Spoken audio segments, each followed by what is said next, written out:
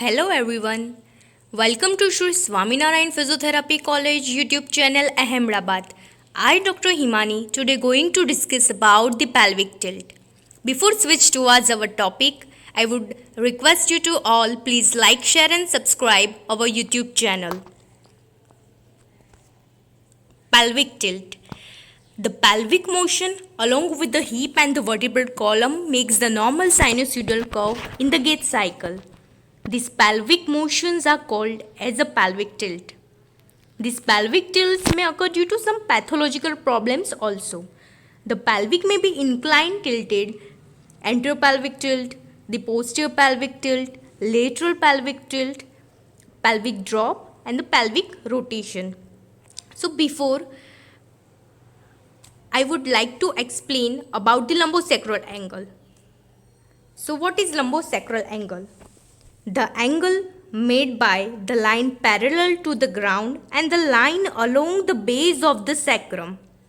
So normal lumbosacral angle should be a 30 degree.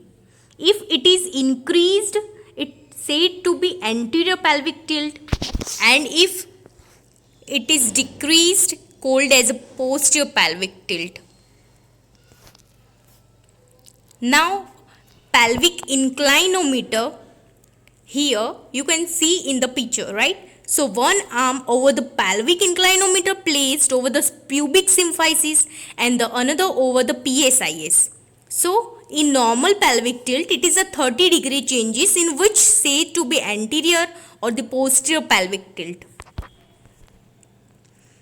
Pelvic tilt, it is tilting of the pelvis around an imaginary axis.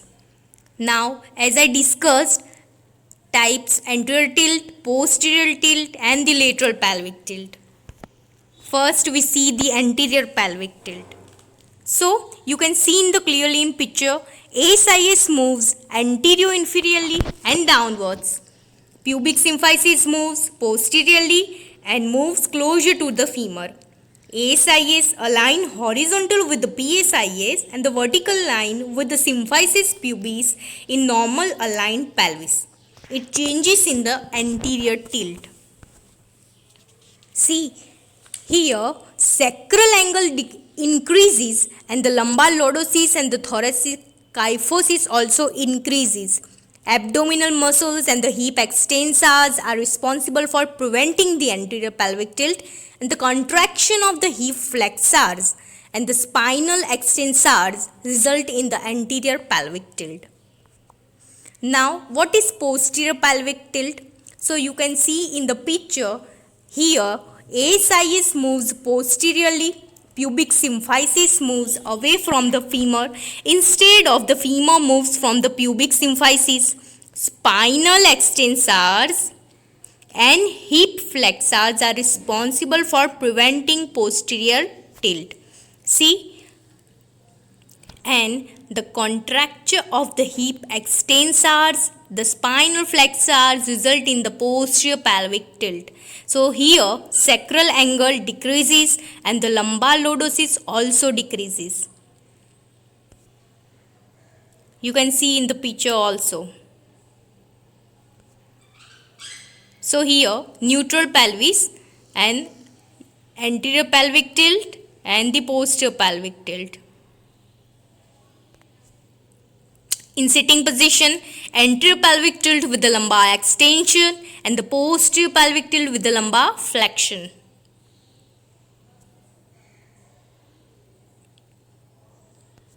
Now, what is lateral pelvic tilt?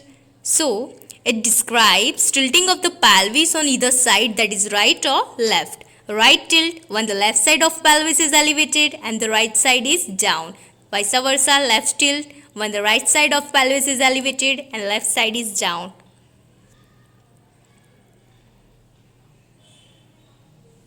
You can see in the picture, right lateral pelvic tilt, neutral and the left lateral pelvic tilt.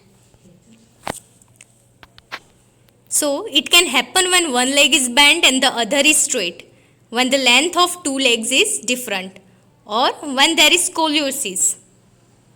See, now what is pelvic rotation? So pelvic rotations occur in the transverse plane and the vertical axis. Pelvic rotation occurs when the swinging legs move forward and backward on the supported or stance leg. So for example, in normal walking, the forward motion in the right side leg results in the right side pelvic forward rotation. Left side upper limb swings forward and the stance or the weight bearing hip goes from medial rotation. So in case of the backward motion of the right side leg results in the backward rotation of the pelvic, right upper limb swings forward and the stance hip or weight bearing hip goes for a lateral rotation. So there should be a combination of the pelvis, hip and the spinal movements to maintain the proper gait and the proper sinusoidal curve.